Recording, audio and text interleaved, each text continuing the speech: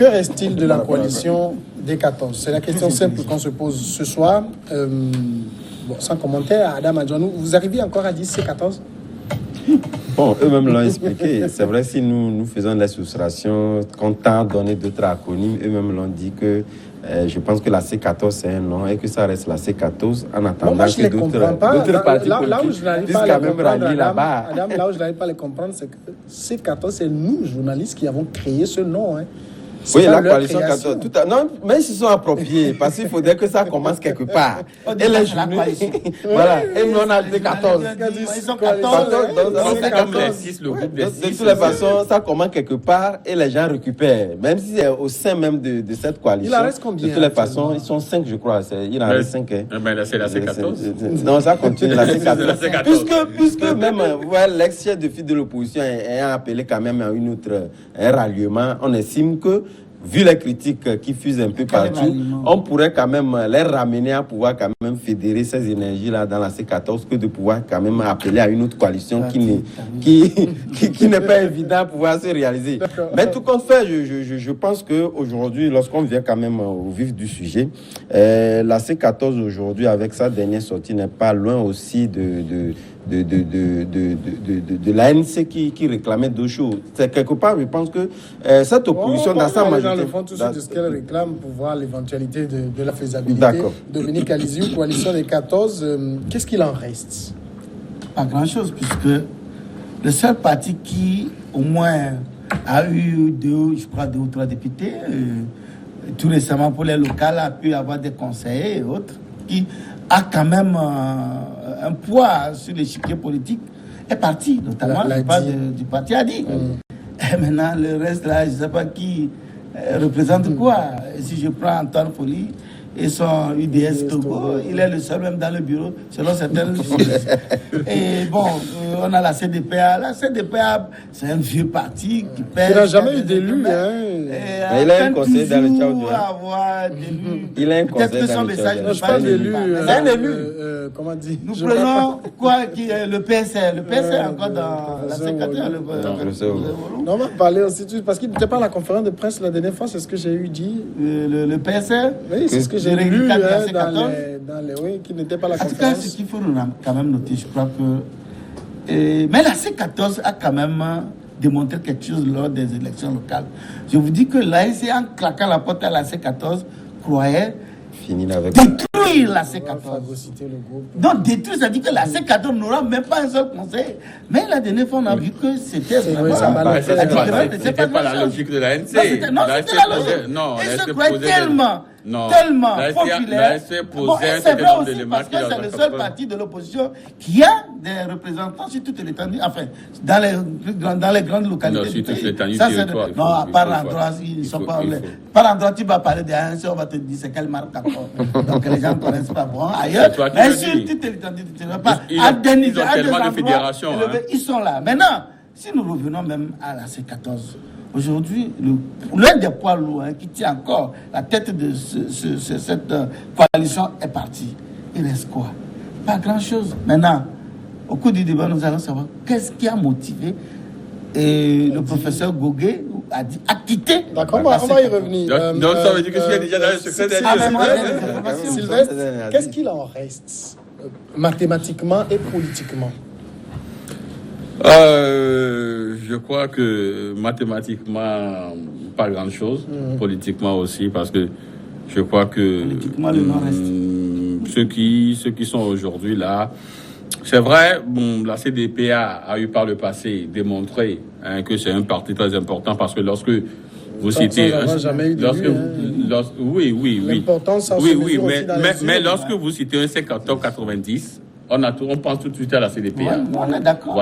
Donc, l'histoire, justement, je crois que l'histoire leur rend quand même hommage, mais aujourd'hui, je crois que la CDPA n'est que l'homme d'elle-même, une formation politique.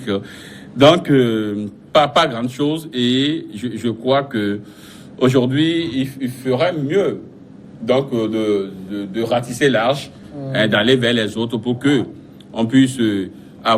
être dans la logique, parce qu'on va revenir tout à l'heure avec ce qu'ils défendent, parce que cette mouture commune-là, Donc, je crois qu'aujourd'hui, il n'en reste pas grand-chose parce que si on prend même le parti des démocrates qui, depuis fort longtemps, ne participe plus aux réunions, ne vient plus. Et même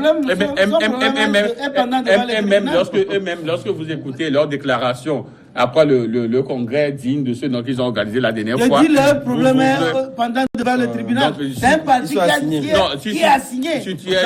Donc, ça, je crois que ce congrès, c'est un congrès bidon. Justement. Donc, c'est lui qui est le procureur, c'est lui qui a. Les gens ont organisé le congrès. Les fédérations étaient là. Moi, j'y étais. Tu vérifies si au tribunal, il n'y a pas. C'est Rabia lui-même qui a porté plainte. Maintenant, il faudrait que le procureur nous dise qu'il y a plainte. Pour l'instant, c'est Dominique qui est le procureur et le juge qui m'apprend qu'il y a plainte. D'accord. Justement, bon, le jour où j'aurai le papier avec l'autre facette qu'il a bien dit. Le jour où j'aurai le papier devant moi, parce que chez moi c'est le papier qui parle, donc je saurai qu'il y a plainte. Maintenant. Et je crois que je perdais même le fil de la chose. Mais je dis que aujourd'hui, politiquement, le Parti des démocrates qui n'est plus tellement là. Maintenant, si on prend le FDR et les forces démocratiques pour la République, la PEVON, lorsqu'on prend le PSR, lorsqu'on prend, Adi aussi est parti. Donc, je crois que, la C14 a vécu. Disons mieux les choses, la C14 a vécu. On dira il était une fois la C14. Oui, disons, non, il était une fois, c'est encore trop rentré dans l'histoire, mais il faudrait quand même qu'on trouve quand même de l'euphémisme. La C14 a vécu, maintenant il faudrait qu'on soit dans une autre dimension, dans une autre mouture, pour que les choses puissent redémarrer. Généralement, les histoires de contes de fées finissent par ils vécurent heureux, eu beaucoup d'enfants, mais en l'espèce, la C14 a perdu la plupart de ses enfants. C'est Mme Adjamagou qui n'a pas fait office de bon leadership. Oui, je crois que nous l'avons relevé ici à maintes reprises. On dit surtout à l'amorce des législatives, je pense que le mauvais temps était donné par le leader. Parce que cette coalition-là, si c'est vrai qu'il y avait des poids lourds qui régentaient cette coalition, quand même, elle était quand même le leader qui était devant. Donc tout se résumait réellement en elle. Et elle avait aussi ces passerelles-là de négociation, du moins de pouvoir rencontrer. Voilà, donc on essayait par cette posture-là lui concéder un certain nombre de choses. Il avait quand même les rouages, les portes lui étaient ouvertes, mais quand même, je pense qu'elle a outrepassé quand même ses prérogatives de pouvoir quand même arriver à pouvoir donc rapprocher les positions, ce qu'elle n'a pas fait, et elle a conduit donc cette coalition-là tout droit dans le mur. Aujourd'hui, la plupart, même si certains essaient de cacher un peu, disons, ce regret-là des législateurs, qui continue aujourd'hui, jusqu'aujourd'hui, pas regretter. Je ne suis pas d'accord. J'ai vu un autre député qui disait que voilà, on a donné aux gens des gratte-ciel, ils ont préféré les poulaillers. Après c'est leur manière de penser. C'est tout à fait normal. Et je pense que s'il faudrait quand même ressusciter encore ces mêmes aberrations, quand même, à l'avenir, je pense que c'est dommage. Je pense que je pense qu'on voulait mettre ça sur le dos de Mme Adjamagou. Je crois que c'est trop exagéré parce que celui qui tirait la C14, c'était Jean-Pierre Fabre. Mais il se met un peu en retard, mais c'est lui qui dictait tout. C'est ce que Jean-Pierre Fabre, quand il se retrouve en réunion, mais c'est ce que Jean-Pierre Fabre dit que tout le monde applaudit. C'est pas vrai. Non, c'est pas vrai. C'est pas vrai. Maintenant, il y a des débats sérieux. Des débats sérieux. Tous les points de vue. Ce que Jean-Pierre Fabre a dit, c'est ça que tout le monde abat. Pourquoi c'est ce que Tiki a dit qui passe? Et le jour où les représentants de la C14 devaient prêter serment pour la CENI. Mais c'est Jean-Pierre Fabre qui a dit à la dernière minute. N'allez pas. Non. C'est pas Mme Non, l'histoire, moi, je te donne l'information. Je te donne l'information. Tu sais ce qui s'est passé? Les gens ont voulu, il y a certains qui veulent y aller, mais il y a un débat. Ils ont posé le pour et le contre qui a convaincu un certain nombre de personnes à ne pas y aller. Donc ce n'est pas l'ANC, c'est l'information que je te donne. Ils ont pris même leur véhicule, ils allaient à la cour. Non, de rebousser le chemin. Non, ça débat, ça n'a jamais existé. Ça c'est un film. Maintenant, je vais te dire l'autre aspect de la chose. Ça c'est un film. Je crois qu'aujourd'hui, c'est une grande déception pour les militants de l'opposition. Je suis un peu peiné de voir que lorsqu'ils ont mis en place la C14, ils ont dit au cours de leur marche, de leur meeting, cette fois-ci, c'est la bonne. Ouais. Et c'est cette coalition qui va faire l'alternance, obtenir l'alternance, et cette coalition est partie pour prendre le pouvoir. Et les gens ont cru, des gens comme toi, hein, je crois. Justement, la marche. non. Ils marchaient, il pleut, il neige, ils sont dedans. Parce qu'on leur a dit que cette fois-ci, c'est la bonne. C'était la bonne. Mais qu'est-ce qui s'est passé? Aujourd'hui, tu sais la conséquence. Tu sais ce qui s'est passé? Est-ce que tu sais ce qui s'est passé? Non, je dis, j'ai la parole. Aujourd'hui, la conséquence directe. Comment associer la Aujourd'hui, la conséquence directe, c'est que les militants de l'opposition les militaires, tu allais dire, désemparés et ne se retrouvent même pas. Même l'ANC, ses propres militants sont déçus et ne se bousculent pas lors des échéances électorales parce qu'ils se disent que non. On nous a promis que c'était la C14 qui devait nous prendre. Qu'est-ce que l'ANC seul peut faire? Et donc aujourd'hui, ces militants la base est en train d'abandonner ses leaders et ça il le sait. Je crois même moi je ne sais pas. Une conférence de presse, c'est toi qui le dis parce que c'est une fiction pour moi. Vraiment les gens ne sont pas sortis pour aller voter. Donc c'est une déception. Ça veut dire qu'il y a un désamour entre les militants et les leaders. Ça veut dire que 2020 c'est déjà cuit. D'accord. Maintenant le dernier enfant que la C14 a perdu, c'était Adi. Les raisons officielles données dans le communiqué à la lettre, vous y croyez vraiment? Vous vous rappelez qu'en 2010, alors en 2015, c'était quand la dernière élection de Adi? C'était en 2015? Oui, c'était pratiquement le même schéma à l'heure des élections Adi avec laquelle la porte entend. Vous vous rappelez, Adi était plus proche donc de l'ANC, mais Adi a claqué la porte et qu'est-ce qu'on a vu? Le professeur Gogué est devenu candidat. Donc nous sommes pratiquement dans le même schéma. Ça, je crois qu'il ne faudrait pas se leurrer. Nous sommes pratiquement dans le même schéma. Vous verrez que dans quelques jours, le professeur Gogué ou le docteur Kampatim sera candidat de Adi. Mais je crois que, bon, on verra entre Gogué et Kampatim. Donc, entre les deux, ils vont lancer donc les pièces. Une pièce là, celui qui prend et la face ou le revers. Donc, c'est lui qui sera candidat. Ça, c'est le schéma. Donc, je crois pas. On connaît un peu l'histoire de ce pays. On sait que ça va venir comme ça. Maintenant, je voulais en fait revenir sur le fait que Dominique pense que c'est l'ANC qui a fait capoter la C14. Non. Je crois que c'est la faute, c'est une faute collégiale. Eux tous qui sont responsables de la situation. Pourquoi? Parce que si aujourd'hui les militants sont et du moins disons le peuple togolais, parce que lorsque vous prenez la succession donc des élections présidentielles, vous verrez que à partir donc de 2007. Après les élections présidentielles 2007, vous verrez que l'abstention croît au Togo. Oui. L'abstention croît au Togo parce que les gens n'ont plus confiance à la tenance par les urnes. Parce qu'on leur a tellement promis des choses que lorsque on voit le parti au pouvoir qui déploie des moyens, même des situations de fraude qui se répètent, donc les gens ne croient plus en cela. Donc les gens pensent que il faudrait penser autrement la lutte. Et ce qui s'est passé en 2010, vous avez vu que... il faut tout dire. Penser autrement la lutte, c'est une lutte armée. Non, c'est donc les informations. Justement, je crois que ce qu'il dit aussi... Il dit que les gens n'ont plus confiance aux urnes. Justement. Or, pour accéder au pouvoir, il y a deux voies. Soit les urnes, ou soit par la force. Alors, dans l'autre option, dis-le. Justement, ce que tu dis est vrai. Tu sais pourquoi je dis est vrai? Parce que un ministre avait dit à l'opposition que si vous voulez prendre le pouvoir, il faut prendre les armes. Donc c'est vrai ce que tu as dit. Il faut arrêter de dénaturer. Ce que je dis,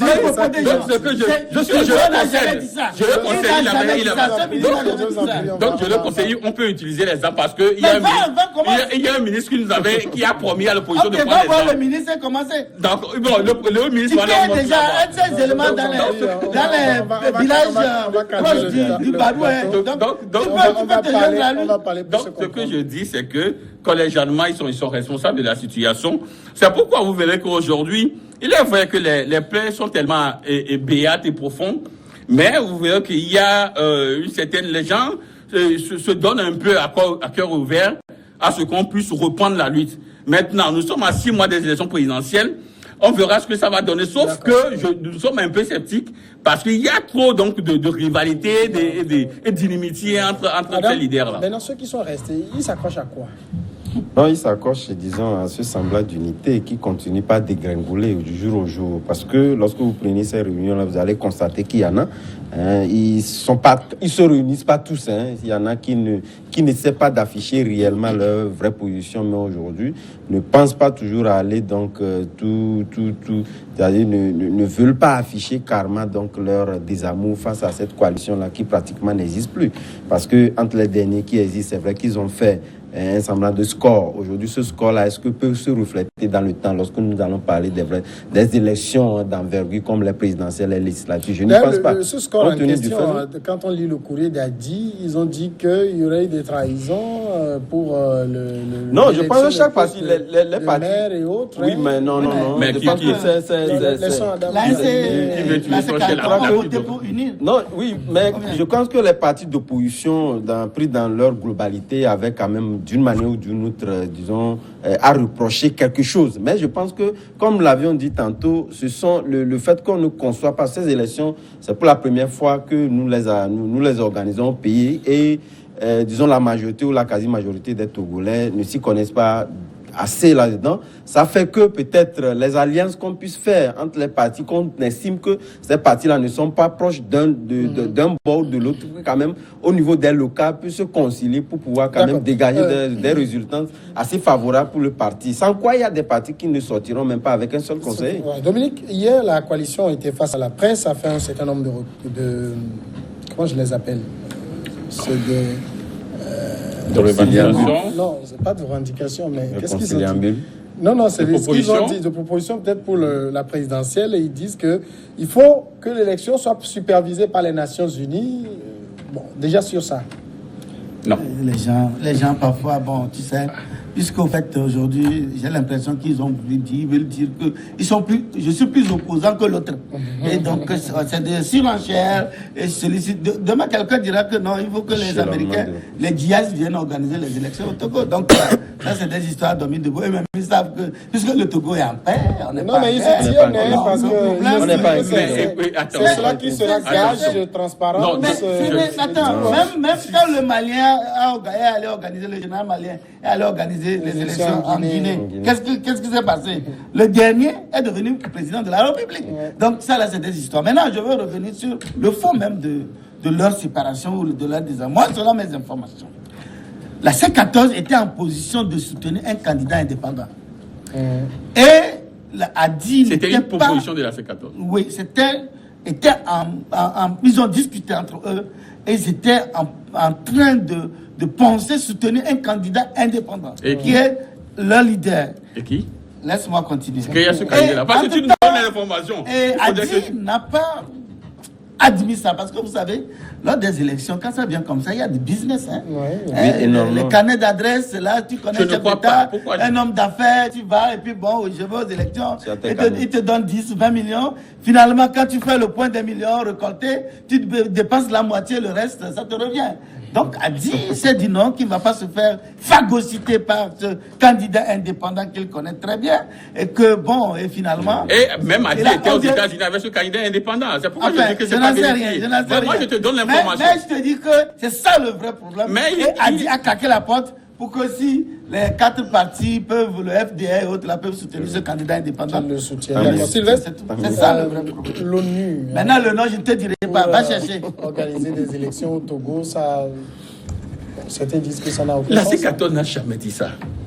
Moi, j'ai lu, ils n'ont pas de Nations Unies. Ils ont parlé des Nations Unies, mais ils n'ont jamais dit, et je mets quiconque au défi, ils n'ont jamais demandé à l'ONU de venir superviser les élections. Dans leur déclaration liminaire, ils ont dit quoi? Ils ont dit, vous savez que l'ONU, le 11 septembre dernier, a adressé une correspondance au chef de l'État togolais où l'ONU demande à ce qu'on puisse revoir la loi sur les manifestations. La loi Bodion a modifié le 7 août 2019. Et l'ONU demande à ce qu'on aille à une révision de cette loi parce que les dispositions étaient aux antipodes de la promotion des droits de l'homme. Alors ils ont dit, si l'ONU aujourd'hui est très regardante en ce qui concerne les manifestations pacifiques publiques et veut qu'on aille à une nouvelle délibération de la loi, il faudrait que l'ONU soit également regardant pour que les élections soient transparentes au Togo.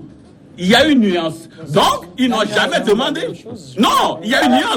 Demander à l'ONU de venir superviser les élections, C'est dire qu'il faudrait que l'ONU vienne avec ses militaires, l'ONU vienne avec ses élections. L'observation des élections par l'ONU. Non, donc il faudrait pas créer la pièce. S'ils ont déjà pris l'ONU, c'est quoi? Non, attends. Tu sais que l'ONU est toujours participe à l'organisation des élections au Togo. Il y a le programme des Nations Unies pour le développement qui est là. On va parler ce que je dis, il faudrait que vous compreniez. Ce sont des termes et nous devons comprendre ces termes-là. Les gens disent, l'ONU a dit, revoyez, si l'ONU dit, revoyez la loi sur les manifestations. Alors maintenant que l'ONU dit, des droits de l'homme que l'ONU puisse aller fait cette remarque, ils le font à tous les pays. La commission des droits de l'homme de l'ONU. Tout récemment en Italie. Ils ont envoyé une lettre en Italie pour le dire par rapport à la gestion des réfugiés. Donc c'est des remarques qu'il faut à tous les États. On ne peut pas prendre ça comme que ce soit des remarques ou pas. Un parchemin.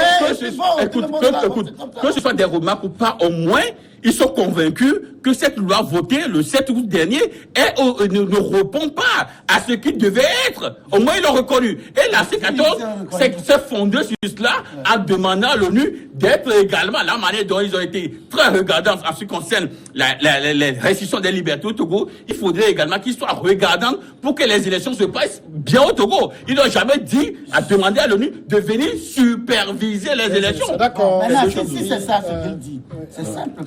C'est pas si c'est ça, c'est ça la réalité. Parce que la Commission des droits de l'homme, c'est une branche des Nations Unies. Ouais. Le PNUD également, c'est une branche des Nations Unies.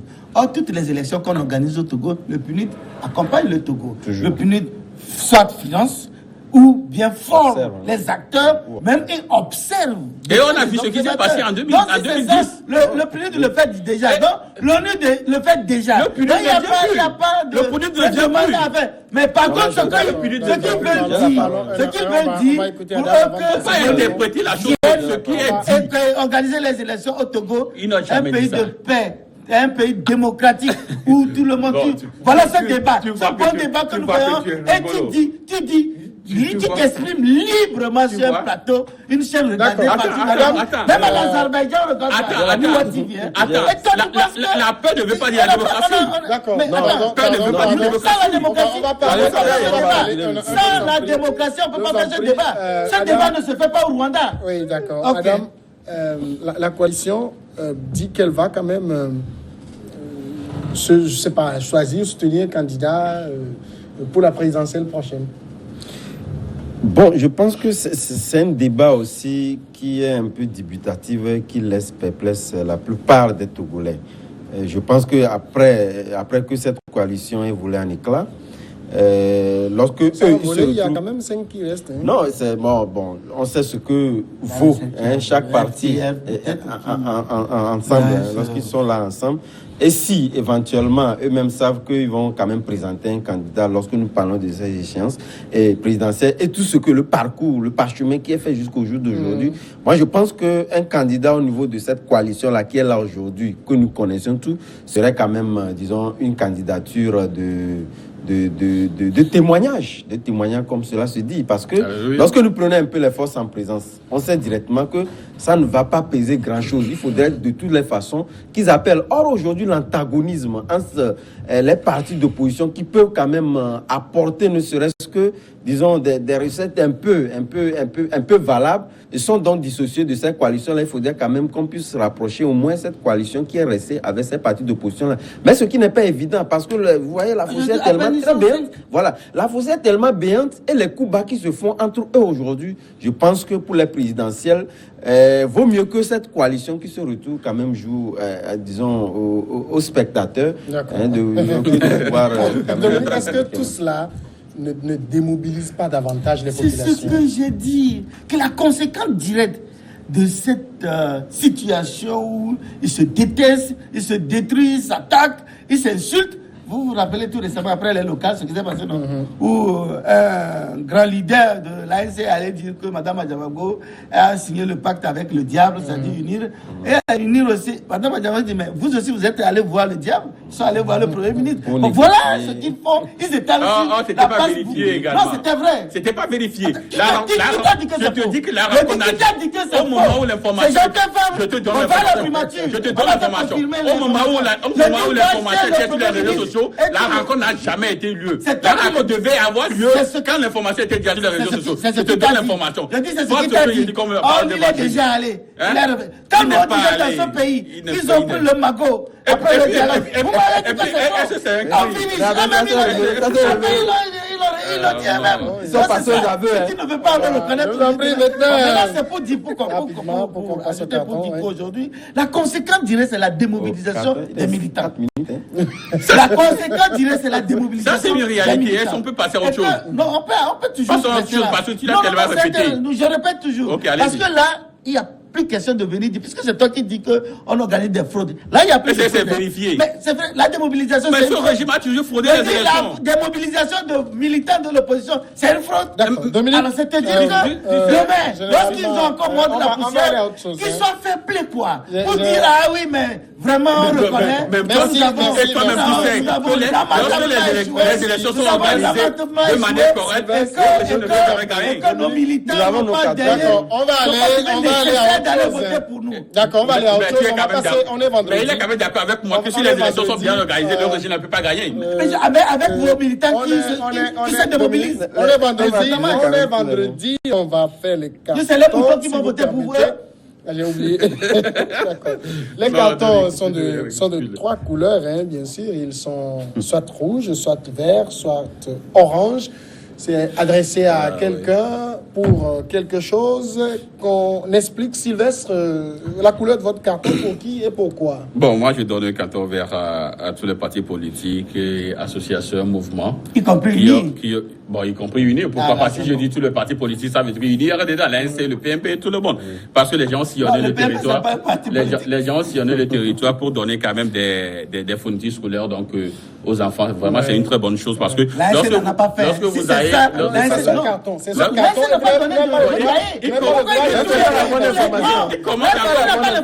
Comment t'as mon carton? Donc, je dis que je donne aux partis politiques. J'ai dit d'abord aux partis politiques. Qui ont donné des cahiers. Fais la position toi-même. Donc, qui ont donné quand même des cahiers aux enfants. Parce que lorsque vous sillonnez le territoire, surtout lorsque vous allez au nord du pays, vous verrez que la misère a installé son siège et la pauvreté sa maison de retraite. Ouais, donc félicitations à tous ceux qui l'ont fait. Adam Majranou, la couleur, pour qui? Oui, mon carton, il est vert et je l'adresse à Blamba Johnson. Oui, parce que qui a fait la dame, la secrétaire d'État, la ministre secrétaire d'État auprès de la présidence. Très compétente, dit-on. Qui a fait d'énormes prouesses. Et surtout, je pense que c'est le 20, la date butoir pour quand même proclamer du moins ces prouesses-là. Mais déjà, nous avons eu des échos sur le bon qu'a fait le Togo. Je pense qu'il faudrait quand même la féliciter, l'encourager à plus de sérénité, à continuer, puisque l'aspect qui touche carrément la population. D'accord, Dominique, la couleur de votre carton, c'est pour qui et c'est pourquoi? Je donne un carton vert au ministre de l'Agriculture, Noël Bataka, qui a signé de bons contrats aux journalistes. Quand bien même il n'a pas signé avec Chronique de la Semaine. Bon, je ne me plains pas. C'est une manière de lui faire un clin d'œil. Non, c'est pour dire que bon, comme il m'a sciemment arraché, je lui descends quand même un carton vert. Vous t'avez arraché.